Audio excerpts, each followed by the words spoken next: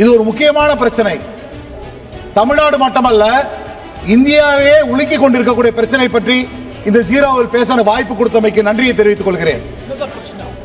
என்ன பிரச்சனை என்றால், மன்ரேகா என சொல்லக்கூடிய அந்த 100 நாள் வேலை திட்டத்திற்காக கிட்டத்தட்ட தமிழ்நாட்டில் இருக்கக்கூடிய அத்தனை பெண்களும் காலையிலிருந்து சாயந்தரம் வரை வேர்வை சிந்தி உழைத்து தங்கள் ஊதியத்தை கேட்கிறார்கள், நியாயமான கூலியை கேட்கிறார்கள்.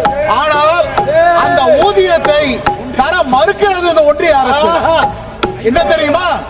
91 லட்சம் வேலையாட்கள் வேலை செய்கிறார்கள், 76 லட்சம் பெண்கள் குடும்பங்கள் பயனடைகிறது.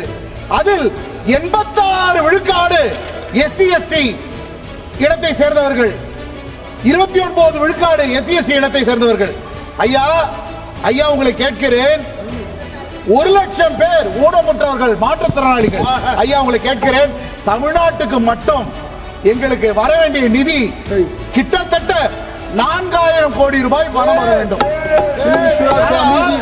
ஆனால் நான் முடிக்கிறேன் ஐயா, நான் முடிக்கிறேன்.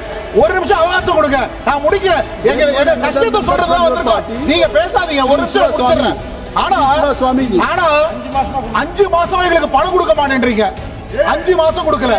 இப்போ நாங்க என்ன கேட்கிறோம்?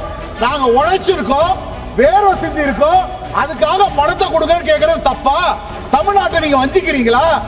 ஆனா இப்போ அமைச்சர் பதில் சொன்னார், கேள்வி நேரத்தில் பதில் சொன்னார். I am concluding. Sir, I am concluding. Ishwar Swami ji on same subject. Ishwar Swami, same subject, same subject. நன்றி பேரவைத் தலைவர் அவர்களே.